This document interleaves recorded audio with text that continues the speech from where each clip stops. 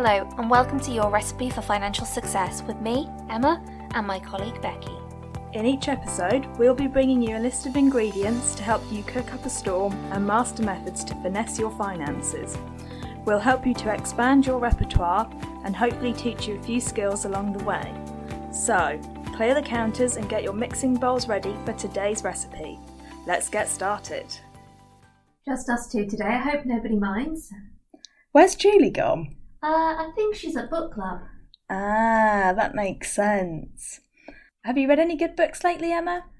I'm actually reading a book called The Behavioural Investor at the moment. And how is it? It's quite good, but I've been reading it since Christmas, so it's taken me a while to get through this. I've just been so busy. Ah, sounds a bit different to my crime book that I'm reading at the minute then. Yeah, a little bit. Anyway. Should we start this week's episode then? I think we should, Emma. What are we talking about today? So, this week we're weighing out the ingredients needed when writing a will. Excellent. Sounds interesting. Do you have a will, Emma, before we start? I'll be honest, I don't. And is there a good reason for that? Well, I don't really have anything to make a will for, so yeah, I'd say that's a pretty good reason. I would say so too. So, before we start, can you have a guess, Emma, at how many adults in the UK don't have a will in place? Oh, I'd guess it's quite high. I might say about 60%. You're actually more pessimistic than the figure that I found. So, according to which, in 2018, 54% of UK adults don't have a will. So you're actually slightly pessimistic with your 60%. I'd be interested to see the statistics for this year. With the coronavirus, how many people rushed out and made a will because they were worried?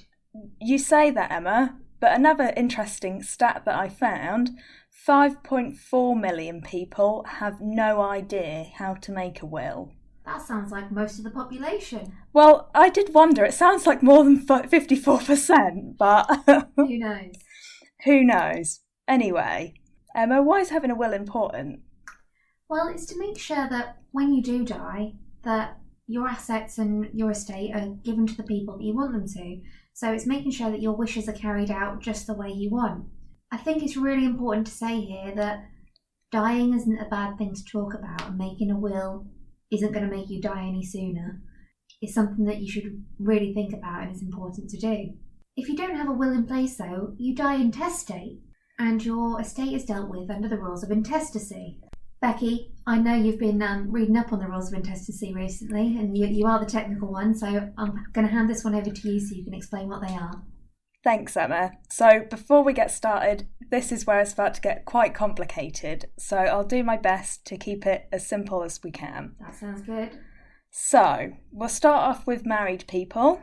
So if you're married and you have children or grandchildren or great-grandchildren who survive you, and if your estate is valued at more than £250,000, your partner will get all of your personal property and belongings and the first £250,000 of your estate.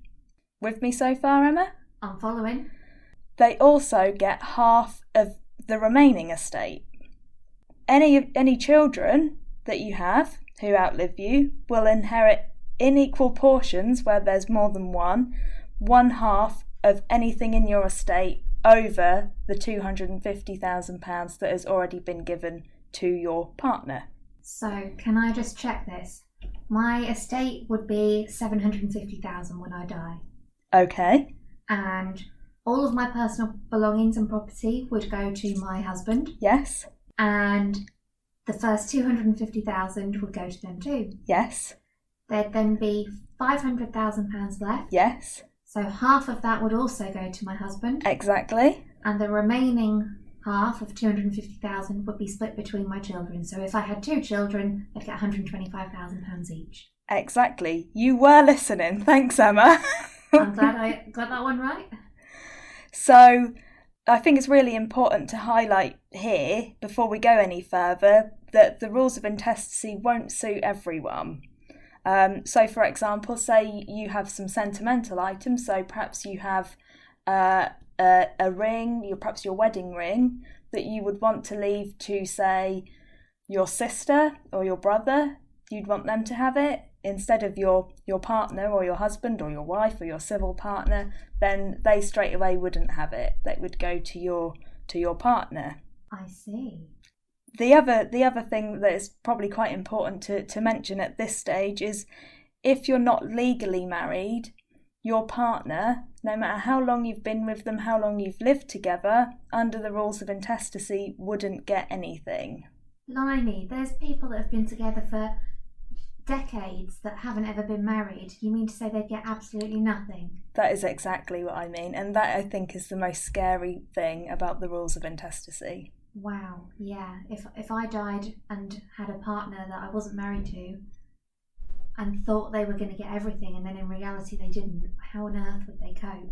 You could potentially make them homeless if they live in your house with you.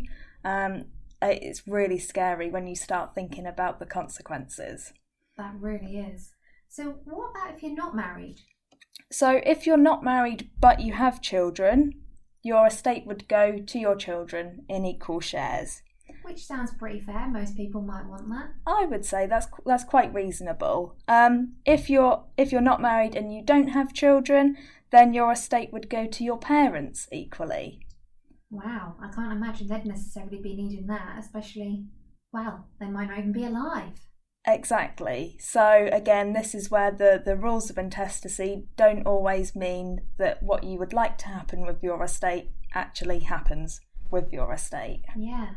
It seems odd to go to your parents. You'd think it'd go to nieces and nephews or something like that. Yeah, or even your brothers and sisters if you like them. So I think I've covered the rules of intestacy at quite a high level. I will post a flowchart on our website following this podcast so you can see for yourself the impact and the implications of the rules of intestacy in a more visual way. That sounds really good, Becky. Even I'm going to check that one out. Thanks. So Emma, what are the things that people need to think about if they're now listening and they think, I think I need to write a will? What would you say to start thinking about? So the first thing to think about is there's no right or wrong answer of what should be in your will and how it should be written necessarily, because everybody wants something different. So I might want everything that I've got to go to my sister and my nephew, whereas someone else in my position might want it all to go to the cat zone. Or to me. Or to you, Becky. It's important to remember that it's your own personal decision what you want to happen. But the first thing you're definitely going to need in your will is what we call an executor. What's an executor? So the executor who is the person that's going to carry out your wishes and act on your behalf when you've died. Okay. Basically, they're going to be sharing out the money and giving it to the people that you choose. You also need to think about your funeral wishes. So whether you want to be buried, cremated, or even something else. There's some wacky things you can do now. There are indeed. How about being put into an eco-pod? I've seen some very odd things to do with that. Some of them I think are really nice, and some of them I think, Yeah, I quite like the ones where you can have ashes made into jewellery, or I quite like the idea of being made into a firework. Ooh, go out with a bang. Most definitely. Are there any other things to think about? If you've got children that are under 18 at the moment, you need to think about what age you'd like them to inherit. So they can't physically receive it until they're 18. But do you want them to have it when they're 18? Would you prefer them to have it when they're a little bit older, maybe 21 or 25? That's a very good point. I know a lot of people, just thinking back to when I was at school, a lot of people when they were 18 perhaps wouldn't have been sensible coming into a lump sum of money. Yeah, definitely. And you've got to think this could essentially be setting them up for life. It's a huge amount of money. And could they be influenced by the wrong people as well at that age? Quite easily so. So if you were to die before they were 18, what would happen is their money would be held in a trust by the executors. A trust? Yeah. Don't worry too much about a trust. We're going to come back to that in a little while, but I'm going to keep it nice and basic today. So what would happen if your children were under the age of 18 and you passed away is the money would go into trust and be held by the executors. So think of this as putting the money in a proving drawer. You would put the money in there and it's being kept nice and safe and it's going to rise over time, and then at the right age it'll be distributed out to them and can be used for their benefit along the way. You mean it's a proving drawer and not a bread drawer like I have written in my notes? Yes, Becky, proving drawer. So we've covered executors and we've talked briefly about children. What else do we need to consider when we're writing wills? So staying on the subject of children, you need to think about who would look after them. So if you were gone while they were still a minor and they weren't able to look after themselves, who would look after them? So you need to think of something called guardians. So I guess you perhaps, if you still have your parents, you perhaps might not necessarily want them to be guardians because they may be too old to look after 2 or 3 little children running around. Definitely. I know my sister's spoken to friends of hers that have got children of a similar age, and they've all kind of made a little bit of a pact there that if anything happens to me, you'll look after my children, won't you? Because my mum and dad would be too old. And so it is something people will talk about quite openly, so don't be afraid to have that conversation. Is there anything else? In your will, you can also make specific gifts. So it could be a gift of money. So I give Becky £100. Oh, very kind of you. Thank you. Yeah, don't hold your breath, Becky. Not happening. Oh. But you can leave gifts of money, or you can even give a specific gift or a possession. So it could be, I'm going to leave this necklace that I'm wearing today to Julie. Lucky Julie. Yes, she is. But you need to make sure that you're nice and specific with the gifts that you do leave, because you need to make sure that your executor is going to be able to identify what exactly it is that you have left to somebody. Makes sense. In your will, you can even leave a request of what you would like to happen to your pets. So pets are a massive thing in people's lives. I know my parents have a menagerie of animals, and they certainly have their parrot in the will, because a parrot can live for over 50 years. And I was adamant that I did not want anything to do with her. So it's safe to say she's been left to my sister. Does your sister know that? Oh yeah, and I've been told that she gets an extra gift of some money to look after it too. So the parrot's going to be well looked after. Oh, okay then, as long as it's not by you. Not by me. So after all those things have been thought about and taken care of in your will, you then need to think about what will happen with your residual estate. Residual estate? That sounds like something that I scrape out of the bottom of my cake tins quite a lot. Wow, you're doing something wrong there, Becky, if they're sticking that much. Well, I did wonder. So it's not quite the same as what's left stuck to the bottom of the tin. But what it means is all your other possessions and money and any other assets that haven't been gifted in those other areas of your will. Makes sense. Basically, it's just like everything that's left at the end. Yeah, so it could just be anything left over I share equally between all of my children. That leads us on nicely for me to tell you about basically the most common type of will, which is known as a mirror will. Can you look at yourself in it? No, not quite.